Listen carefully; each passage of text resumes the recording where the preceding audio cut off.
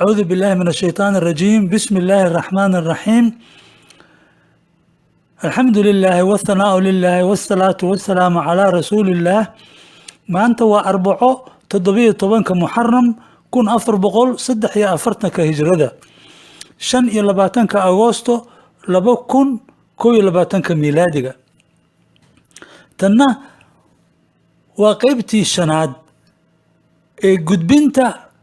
risaalada. waxaana ka bilaabayaa ragga u yeeridda abubakar asidiiq radiallahu tacaala canhu wa ardaahu ku islaamay. markaasuu abubakar asidiiq rag quraysh ah islaamka ugu yeeray oo ay sidaas ku islaameen. ibnu isxaaq wuxuu yidhi markaasaa ugu yeeriddiisaas abubakar islaamka waxaa ku islaamay sida ay soo gaartay: kow, cuthmaan bin cafaan. cuthmaan bin cafaan bin abi alcaas bin umaya bin cabdishams bin cabdi manaaf bin qusay bin kilaab bin mura bin kacab bin lu'ay bin khaalib. cuthmaan sida abubakar wuxuu ka mid yahay 10 jannada loogu bishaareeyey iyo assaabiquuna. wuxuuna ka mid yahay ragga baycatu ridwaan, ragga beder, uxud iyo duulaanada nabiga sal allahu alayhi wasalam oo idil. nasabkiisu wuxuu ka nabiga sal allahu alayhi waala alihi wasalam kula kulmaa cabdu manaaf oo ah awoowihiisa sal allahu alayhi wasalam saddexaad. oo cabdishams iyo haashim waxay ahaayeenba mataano. isagaana 10kaasba nabiga sal allahu alayhi waala alihi wasalam nasab ahaan ugu dhow intaan cali bin abi taalib calayhi salaamu ahayn oo in adeerkiis laxmi ah sal allahu alayhi waala alihi wasalam. cuthmaan hooyadiis waa arwa ibnatu kurays bin rabiica bin xabiib bin cabdishams bin cabdimanaaf oo ayaduna islaantay. arwa hooyadeeda dhashayna waa ummu xakiim albaydaa bintu cabdilmutalib bin haashim bin cabdimanaaf, eedada nebi maxamed sal allahu alayhi waala alihi wasalam ahna mataanta aabbihiis cabdullaahi calayhi salaamu. kuniyada cuthmaan waa abaa cabdullaahi oo ah wiil ay u dhashay ruqaya bintu rasuulillaahi sal allahu alayhi waala alihi wasalam oo cabdullaahi la oran jiray, ama abaa camr. koofaartiisuna waa duu annuurayni, midka labada nuur u saaxiibka ah, isagoo 2 gabdhood ee nebi maxamed sal allahu alayhi waala alihi wasalam guursaday. aanan lahayn nin isaga mooye 2 gabdhood oo uu nebi dhalay guursaday. cuthmaan waa ninka ragcada witirka qur-aanka oo idil ku akhrin jiray oo ku khatmi jiray. cuthmaan waa khaliifka saddexaad ee nebi maxamed sal allahu alayhi waala alihi wasalam radia allahu tacaala canhu wa ardaahu. 2, azubayru ibnu alcawaam. azubayru ibnu alcawaamu bin khuwaylid bin asad bin cabdilcuza bin qusay bin kilaab bin mura bin kacab bin lu'ay. azubayru wuxuu ka mid yahay 10 jannada loogu bishaareeyey iyo saabiqiinta iyo ragga beder iyo baycatu ridwaan iyo uxud iyo duulaanadoo dhan isagoo la socda nebi maxamed sal allahu alayhi waala alihi wasalam. azubayru wuxuu nasabkiisu kula kulmaa midka rasuulka ilaahi sal allahu alayhi wasalam qusay bin kilaab oo ah awoowaha afraad ee nebi maxamed sal allahu alayhi waala alihi wasalam. lmu'miniina khadiija bintu khuwaylid bin asad waa eedadiis aabbihiis la dhalatay. azubayru hooyadiisa dhashayna waa safiya bintu cabdilmutalib bin haashim bin cabdimanaaf, eedada nebi maxamed sal allahu alayhi waala alihi wasalam aabbihiis cabdullaahi la dhalatay. koofaartiisuna waa abaa cabdullaahi. 3, cabdiraxmaan bin cawf. cabdiraxmaan bin cawf bin cabdi cawf bin cabdu bin alxaarith bin zuhra bin kilaab bin mura bin kacab bin lu'ay weeye. cabdiraxmaan bin cawf wuxuu ka mid yahay tobanka jannada loogu bishaareeyey iyo assaabiquuna. zamanka jaahiliyada magaciisu wuxuu ahaa cabdu camr, waxaa kaloo la yidhi cabdu alxaarith, waxaa kaloo la yidhi cabdulkacba. markaasuu nebigu sala allahu calayhi wala alihi wasalam cabduraxmaan u bixiyey. kunyadiisu waa abaa muxamed. wuxuu kaloo nebigu sala allahu calayhi wala alihi wasalam u bixiyey assaadiqu, runlowga, iyo albaaru, kan baariga ah. nasabkiisu wuxuu kan nebiga sala allahu calayhi wala alihi wasalam kula kulmaa kilaab bin mura oo ah awowaha shanaad ee nebiga sala allahu calayhi wasalam. waxaana la yidhaahdaa alqurashiyi aلzuhriyi, oo sidaasuu wuxuu ku yahay abtiga nebi maxamed sala allahu calayhi wasalam. waxaana la yidhaahdaa abtiga nebi maxamed sal allahu alayhi wasalam isagoo reer bani zuhra ka dhashay. cabdiraxmaan bin cawf hooyadiisa dhashay waa ashifaau bintu cawf bin cabdu alxaarith aلzuhriya oo islaantay kadibna haajirtay, waxayna ahayd umulisada nebi maxamed sala allahu calayhi wala alihi wasalam hooyadiisa aamina ka umulisay. allow raalli ka noqo cabdiraxmaan bin cawf iyo hooyadiisba. cabdiraxmaan bin cawf waa awowaha ay ku abtirsato, uu ku abtirsado qabiilka soomaaliyeed ee la yidhaahdo shaanshi, oo sheekh suufi ugu magac dheer yahay, allah u naxariiste. 4 sacd bin abi waqaas. sacd bin abi waqaas, abi waqaas macnihiisu magaciisu waa maalik bin uhayb bin cabdi manaaf bin zuhra bin kilaab bin mura bin kacab bin lu'ay. sacd waa abtiga nebi maxamed sala allahu calayhi wala alihi wasalam, ayadoo ay ilmo adeer laxmi ah yihiin aamina bintu wahab bin cabdi manaaf bin zuhra bin kilaab bin kacab bin lu'ay. nebi maxamed sala allahu calayhi wala alihi wasalam hooyadiisa dhashay. nasabkiisu wuxuu kula kulmaa midka nebiga sala allahu calayhi wasalam kilaab bin mura oo ah awowaha shanaad ee nebiga sala allahu calayhi wala alihi wasalam. sacad iyo cabdiraxmaan bin cawf wuxuu nasabkoodu ku kulmaa zuhra bin kilaab. sacd bin abi waqaas ayuu addaxaak wariyey, ayaa wuxuu nabiga sala allahu calayhi wala alihi wasalam ku yidhi, rasuulkii ilaahayow anigu yaan ahay? markaasuu sala allahu calayhi wala alihi wasalam wuxuu ku yidhi, anta sacd ibnu maalik ibnu wahab bin cabdu manaaf bin zuhra, man qaala gayra dalika facalayhi lacnat ullaahi. xadiidka macnihiisu waxaa weeye, adigu waxaa tahay sacd bin maalik bin wahab bin cabdu manaaf bin zuhra, qofka waxaan sidaas ahayn yidhaahdana korkiisa waxaa ah lacnada ilaahay. sacd hooyadiis waa xamna bintu abi sufyaan bin umaya bin cabdi shams, oo abu sufyaan bin xarb ayaa abtigiis ah. kunyada sacd waa abaa isxaaq, allow raalli ka noqo sacd bin abi waqaas. 5 طلحة بن عبيد الله. طلحة بن عبيد الله بن عثمان بن عمرو بن كعب بن سعد بن تيم بن مرة بن كعب بن لؤي. طلحة wuxuu ka mid yahay tobanka jannada loogu bishaareeyey, iyo ragga beder iyo beecatu ridwaan iyo uxud iyo duulaanada mashaahidda oo idil. nasabkiisu wuxuu kula kulmaa nasabka nebiga sala allahu calayhi wala alihi wasalam mura bin kacab oo ah awowaha lixaad ee nebiga sala allahu calayhi wala alihi wasalam. طلحة waxaa la yidhaahdaa alqurashiyi ataymiyi, oo nasabkiisuna wuxuu midka abubakar kula kulmaa kacab bin sacd bin taym. طلحة hooyadiis waa asacba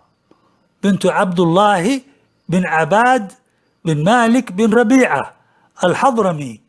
walaasha la dhalatay alcalaa'u bin alxadrami. kunyadiisu waa abaa maxmuud, waa abaa muxamed, ma aha maxmuud, waa abaa muxamed. waxaana lagu koofaari jiray طلحة alkhayr oo u bixiyey rasuulka ilaahay sala allahu calayhi waala alihi wasalam maalinta uxud. wuxuu kaloo nabigu sala allahu calayhi waala alihi wasalam u bixiyey talxa alfayaad oo macnaheedu yahay talxa kan deeqsiga ah, uuna u bixiyey maalinta duulaanka duu alcushayra. wuxuu kaloo u bixiyey talxa aljawd oo ah talxa kan deeqsiga ah, uuna u bixiyey maalinta duulaanka xunayn. magac kalena nebigu sala allahu calayhi wasalam wuu u bixiyey. ibnu isxaaq wuxuu yidhi markay raggaasu ugu yeeridiisa islaamka yeeleen ayuu abubakr sidiiq soo waday oo uu nabiga sala allahu calayhi wasalam u keenay. markaasay islaameen oo ay salaadana tukadeen. sida ay soo gaartayna rasuulka ilaahay sala allahu calayhi waala alihi wasalam wuxuu oran jiray maa dacawtu axada ila alislaami ilaa kaanat fiihi cindahu kabwatun wa nadarun wa taradud ilaa maa kaana min abi bakrin bin abi quxaafa maa cakama canhu xiina dakartuhu lahu wamaa taradada fiihi.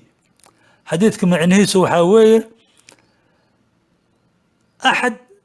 axadna islaamka uguma aanan yeerin ee waa ilaa kan simbiririqda, dibna u joogsada oo fiiro ugu noqda oo hakada intaan ka ahayn abubakar ina abi quxaafa, kanoo aan dib uga joogsan oo aan marna hakan ee horeba ka yeelay markaan u xusay oo aan ugu yeeray. islaamidda cali bin abi aalib calayhi salaam. nasabka cali bin abi aalib wuxuu kula kulmaa midka nebi maxamed sala allahu calayhi waala alihi wasalam cabdulmutalib oo ah awoowaha koowaad ee nebiga sala allahu calayhi waala alihi wasalam, oo labadooda aabe waa walaalo isku hooyo iyo isku aabe ah. sidaas waxaa cali loo yidhaahdaa alqurashiyi alhaashimiyi. cali hooyadiisna waa faatima bintu asad bin haashim bin cabdi manaaf, ayadaana ah tii ugu horreysay oo haashimiyad ah oo nin haashimi ahna dhashay. wayna islaantay, ayna haajirtay, waxayna ku dhimatay almadiina almunawara. aaskeedana waxaa maamulay oo goobjoog ka ahaa nebiga sala allahu calayhi waala alihi wasalam, isagoo khamiiskiisa intuu siibay u labisay oo kafanta uga hoos mariyey oo jirkeeda uusan waxba ka xigin, una sala allahu calayhi waala alihi wasalam qabrigeeda dhex seexday. kadibna qabrigeeda korkiisa ayuu salaada janaasada kula tukaday. markaas kadibna wuxuu nabigu sala allahu calayhi waala alihi wasalam yiri albastuhaa litalbisa min hiyaabi ahli اljannati wa adjactu macahaa fii qabriha liukhafifa canha min daqtati alqabri inaha kaanat axsana khalqi allaahi saniican ilaya bacda abi aalibin. xadiidka macnihiisu waxaa weeye waxaan u labisay si ay u labisato dharka ehlu jannada, waxaana ula seexday qabrigeeda si aan culayska iyo ciriiriga qabriga uga khafiifiyo. ayadu waxay ahayd tan khalqiga ilaahay iigu samafalid fiican abi aalib dabadiis. kadibna wuu ooyey sala allahu calayhi waala alihi wasalam, wuxuuna yidhi jazaaka allaahu min ummi khayran falaqad kunti khayra ummin. xadiidka macnihiisu waxaa weeye allaha kaa abaalmariyo waxa ugu khayr badan oo hooyo lagu abaalmariyo, adiguna waxaa hubaal ah inaad ahayd hooyada ugu khayr badan. ayadaa hooyo ii ahayd oo soo korisay nebiga sala allahu calayhi wasalam markuu awoowihiis dhintay oo adeerkiis abu aalib kafaalo qaaday. waxaa xadiidkaana wariyey almuxibu atabari, kuna wariyey alriyaadu kitaabka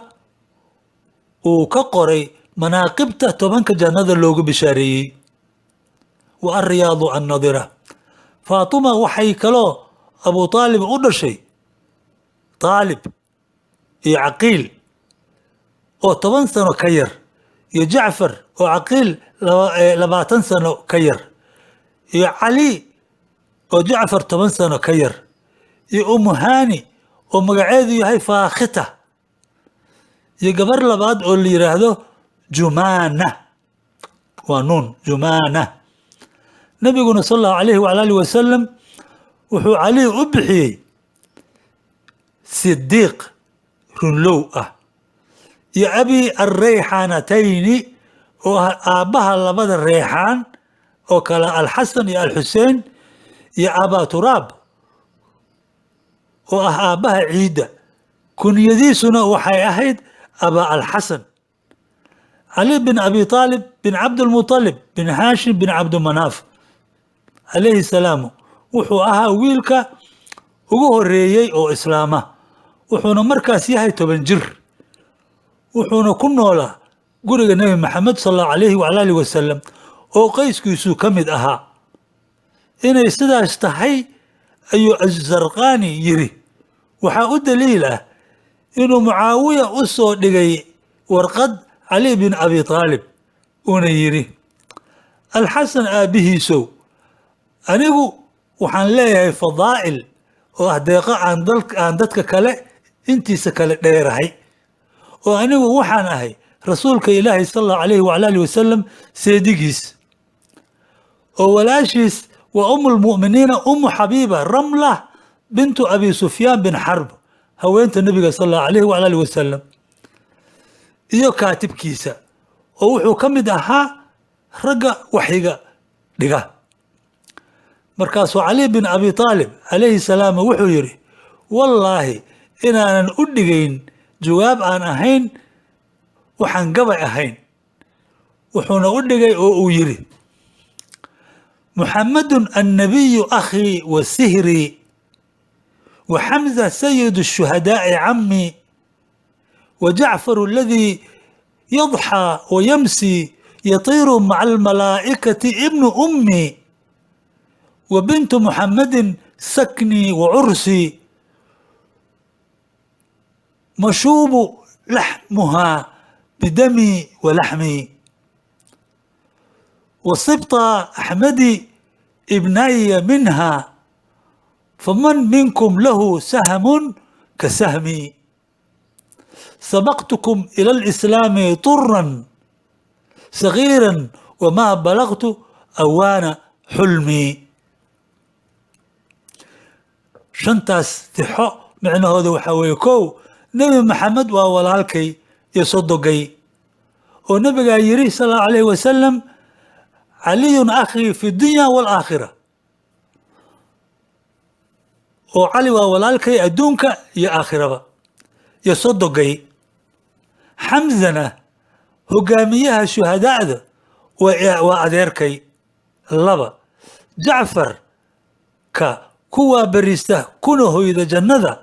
isagoo malaa'igta la duulaya waa ina hooyaday gabadha maxamedna waa hooygayga iyo aroosadayda hilibkeedu wuxuu ku darsamay dhiiggayga iyo hilibkayga axmedna labadiisa sibti oo ah alxasan iyo alxusein waa labada qabiiloo ka farcamtay waa labadayda wiil oo iyadu ii dhashay marka kiineebaa leh sad la mid ah sadkayga shan islaamkana waan idinka wada horeeyey waa idinka wada hormaray anigoo yar oo aan weli qaangaarin waa intaas macnaha shantaas tixood ibnu isxaaq iyo keyrkiisba waxay wariyeen xadiidka abi raafic oo macnahiisu yahay nabigu sal allahu alayhi waala alihi wasalam wuxuu tukaday bilowga maalinta isniinta khadiijana waxay tukatay dhammaadka maalinta isniinta calina wuxuu tukaday maalinta taas ku xigtay oo talaadada ah waxaa kaloo wariyey atabraani alxaakimna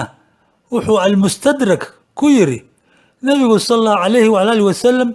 waxaa nebi laga dhigay maalin isniin ah, calina wuxuu islaamay maalinta talaado oo taas isniintaas ku xigtay weeye. ibnu isxaaq wuxuu yidhi laboodka ugu horeeya oo dadka ka mid ah oo rasuulka ilaahay sala allahu calayhi waala alihi wasalam rumeeya lana tukaday rumeeyeyna wuxuu xagga ilaahay tacaala ka keenay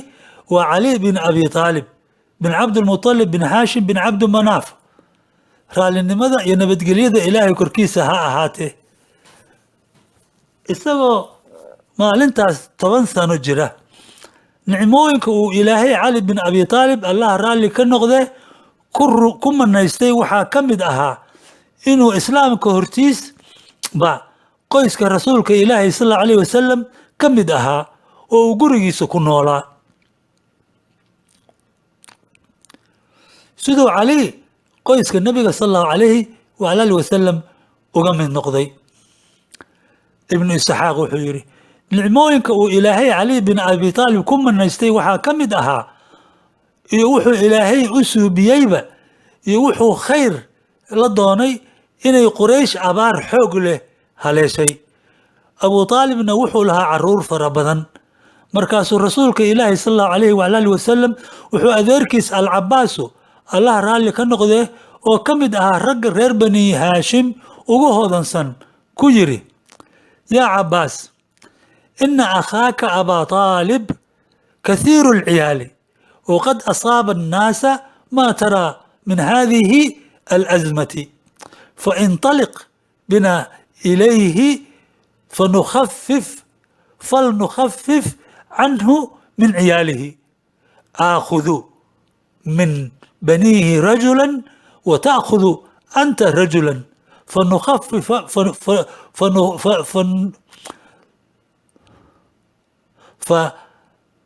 fanakhiluhumaa canhu. xadiidka macnihiisa waxaa weeye cabaasow walaalka abi aalib waa ciyaal badan yahay, dadkana waxaa haleeshay waxaan aad u jeedo oo abaartaan ah, marka inakeen aan u tagnee oo aan ciyaalka ka fududayno, aniguna waxaan wiilashiisa ka qaadanayaa nin, adiguna nin ka qaado oo aan sidaas uga kafaalo qaadno ugana filnaano. markaasuu alcabaas wuxuu yidhi waa yahay. markaasay wada dhaqaaqeen oo abu aalib u wada yimaadeen, waxayna ku yidhaahdeen annagu waxaan doonaynaa inaan ciyaalka kaa khafiifino ilaa goortay dadka ka faydmayso waxaan ay ku sugan yihiin oo abaarta ah weeye. markaasuu wuxuu abu aalib labadooda ku yidhi haddaad caqiil ii dhaaftaan waxaad doontaan fala. ibnu hishaam wuxuu yidhi waxaa la yidhaahdaa inuu yidhi caqiil iyo aalib haddaad ii dhaaftaan waxaad doontaan fala. ibnu isxaaq wuxuu yidhi markaasaa rasuulka ilaahay sal allahu calayhi waala alihi wasalam cali qaatay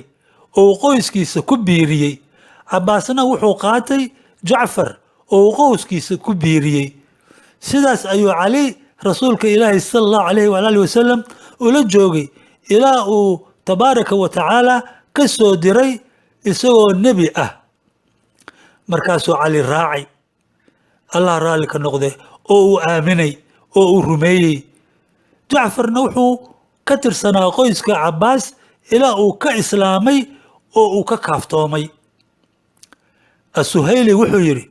cali wuxuu jacfar ka yaraa 10 sano, jacfarna wuxuu caqiil ka yaraa 10 sano, caqiilna wuxuu aalib ka yaraa 10 sano. dhammaantoodna way islaameen intaan aalib ka ahayn oo aan islaamidiisa la ogeyn. cali hooyadiisa dhashay waa faatima bintu asad bin haashim, wayna islaantay, waana mid ka mid ah faadimooyinka uu rasuulka ilaahay sal allahu calayhi waala alihi wasalam uu cali allah raalli ka noqday uga yidhi aqsimuu bayna alfawaatimi athalaathi, oo macnaheedu yahay u kala qaybi 3 faadimo. waxa loo qaybinayana waa dhar xariir ah. القتيبي وحيري وحاوي فاطمة بنت رسول الله صلى الله عليه وسلم يا فاطمة بنت أسد تنسدحانا ما أقانه. عبد الغني بن سعيد وحوري أقسمه بين الفواطم الأربع، ومعنى هذا يهي أكل قيبي أقسمه بين الفواطم الأربع، ومعنى هذا يهي أكل قيبي أفر تفاضمه وحونا قدر لبدعس فاضمه أهري فاطمة بنت حمزة وحونا يري مؤغي مد أفراد وحونا كوريي كتابك الغوامدي والمبهمات وانت اسورك السهيلي. أبو طالب وإسلامي علي أغانية ابن إسحاق وحجري علماء وحي وريان إنه رسولك إلهي صلى الله عليه وعلى آله وسلم مركي صلاة صوغشو وبورها مكة آذي جري وحان الراعي جري أو راعي علي بن أبي طالب وأبيس أبو طالب كدو منية وإسكا قرينية ودمان أذي رديس يتلكيسا انتو ذكالي أو إذل إسكا قرينية markaasay labadoodu halkaas ku tukadaan markaasay markuu habeenku soo galo dib u soo laabtaan sidaas ayay ku sugnaadeen intuu ilaahay doono inay ku sugnaadaan. kadibna maalin ayuu Abu Talib wuxuu arkay labadooda oo tukanaya markaasuu wuxuu rasuulka ilaahay sallallahu alayhi wa alihi wasallam ku yiri wiilka walaalkayow maxay tahay diintan aan arkayo inaad ka diin yeelanayso. wuxuu sallallahu alayhi wa alihi wasallam yiri ey amma hada diinu llahi wa diinu malaa'ikatihi wa diinu rusulihi wa diinu abina ibrahima بعثني الله به رسولا إلى العباد وأنت أي عم أحق من بذلت له النصيحة ودعوته إلى الهدى وأحق من أجابني إليه وأعانني عليه. حديث كما يعني سوحاوي أذيرك يو كان ودينت إلهي يدينت ملائكتيسا يدينت رسوشيسا يدينت آبهان إبراهيم إلهي وحو رسول أهان إيغو صدري الدومديسا أدوغنا أذيرو وحاتهي متكو أغو حق بدن إنان حوق قليو ونساحينتيسا واننت هذا أنا هنونك أغو يارو أدوغنا وحاتهي كان أغو حق بدن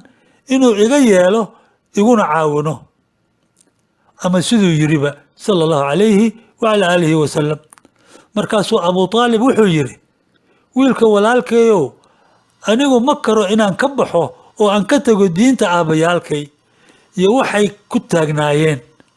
laakiin wallaahi inuusan ku soo gaareen waxaad ka hato intaan noolahay.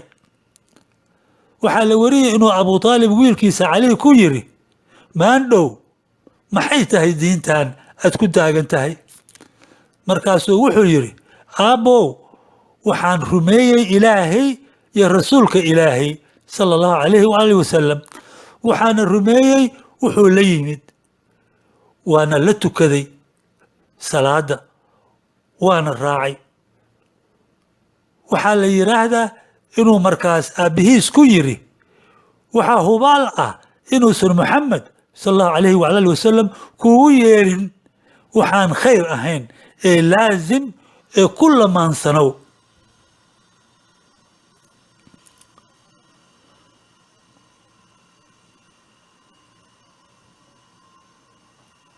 intaasaan maanta ku ekaynaynaa. اللهم صل على سيدنا محمد وعلى آل سيدنا محمد كما صليت على سيدنا إبراهيم وعلى آل سيدنا إبراهيم وبارك على سيدنا محمد وعلى آل سيدنا محمد كما باركت على سيدنا إبراهيم وعلى آل سيدنا إبراهيم في العالمين إنك حميد مجيد وسلم تسليما كثيرا. وحنا كحية قيبت لحد إن شاء الله.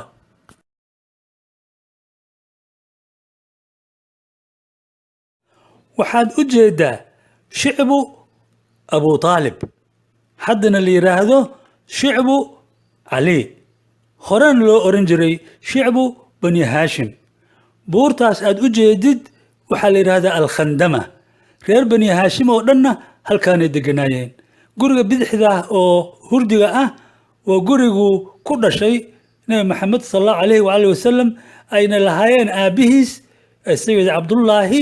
iyo hooyadiis asayida aamina calayhim assalaam guriga cad oo aad u jeedana waa gurigii nabiga sal allahu alayh wasalam adeerkiis abu taalib marka meeshan waxbartaan aad u jeedid waxaa ku yaala saddexda guri oo uu nabi maxamed sal allahu alayh wasalam deganaa intuu maka almukarama ku noolaa midigta waxaa uga jeedaa buurta jabalu abu qubays uuna ka dul dhisan yahay qasriga boqorka sacuudiga ee maanta waxaa aniga dhabarkaygana ku yaala oo isla ka tirsan bankan bani haashim guriga umulmu'miniin asayida khadiija calayhi assalaam haweenta nabi maxamed sal allahu alayh wasalam iyo hooyada 6 caruurtiisa ka mid ah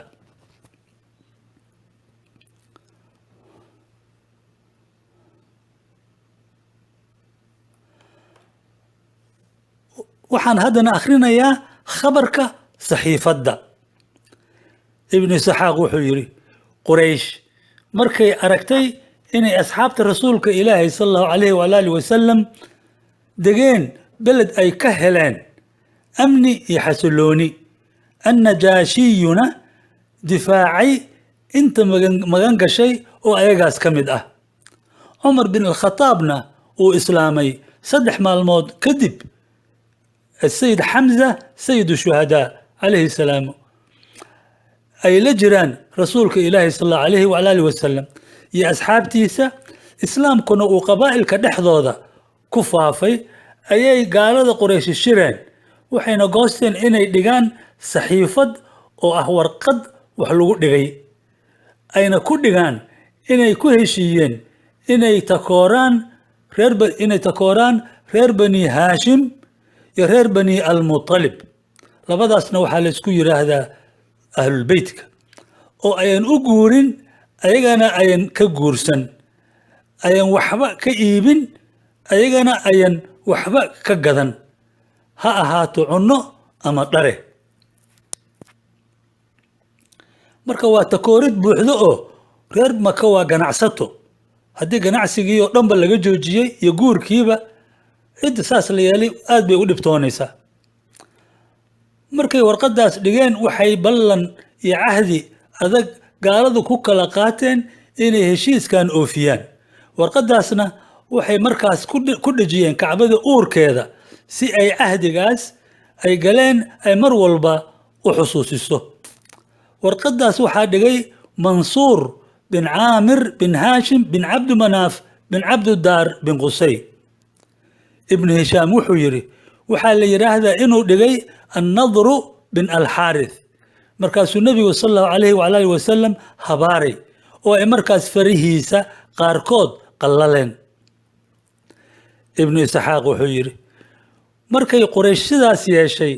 ayay reer bani haashim iyo reer bani almutalib isugu yimaadeen abu taalib bin cabdilmutalib agtiisa oo ay markaas la galeen oo ay la degeen degmadiisa la yidhaahdo shicbu abu taalib reer bani haashim waxaa gooni uga baxay oo aan raacin abulahab magaciisuna waa cabdulcuza bin cabdilmutalib kuna biiray quraysh isagoo colaadeeda reer bani haashim iyo reer bani almutalib gacan ka siiyey oo ugu hiiliyey inta shicibka abu taalib ku takoornaayeen ayaa waxaa halkaas alcabaasu bin cabdilmutalib nabiga adeerkiis sal allahu calayhi waala alihi wasalam ugu dhashay wiil ay u dhashay ummu alfadl oo ahayd haweenta labaad oo islaanta khadiijo dabadeed sida loo wariyey markaasay ummulfadli waxay nabiga sal allahu alayhi wala alihi wasalam u keentay wiilkaas ay dhashay ayna ka codsatay inuu magac u bixiyo markaasuu nabigu sal allahu alayhi wala alihi wasalam wuxuu u bixiyey wiilkaas cabdullaahi waana cabdullaahi bin cabaas caalinka ummaddan marka reer banu haashim iyo reer banu almutalib waxay ku takoornaayeen shicibkaas aad u jeeda bankaas aad u jeedid oo ilaa mar dhow guryaha ka buuxay aniga guryaha intooda badan waa arkay waxaa dumiyey guryahaasoo dhan boqorada aalu sacuud xaafadaanna waa xaafadii banu haashim oo markuu qusay qaybiyey dhulka maka una qaybiyey quraysh ayuu bani haashim wuxuu siiyey dhulkan aada u jeedo oo ku taala dhulkaas wuxuu ku yaalaa dhanka kore ee maka almukarama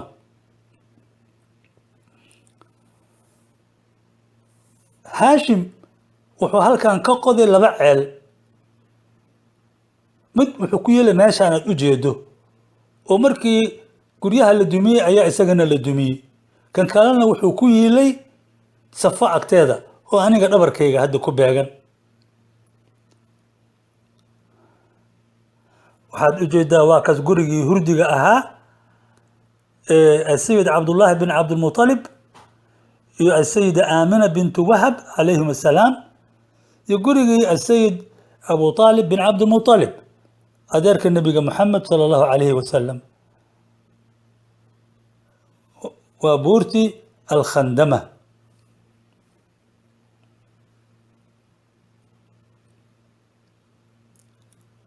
كان وبورتي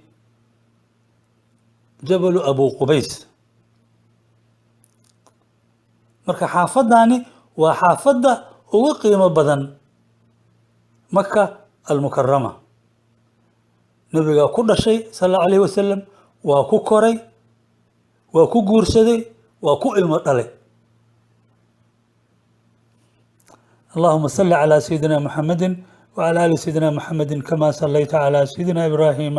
وعلى آل سيدنا إبراهيم وبارك على سيدنا محمد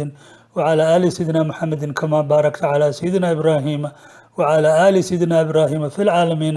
إنك حميد مجيد وسلم تسليما كثيرا كل ما ذكره الذاكرون وغفل عن ذكره الغافلون dadka aan soo aragnay iyo kuwaan arki doonno oo nabiga hortiisa ku islaamay sallallahu alayhi wasallam waxay ku islaameen bankan aad u jeedo oo ah shicbu bani haashim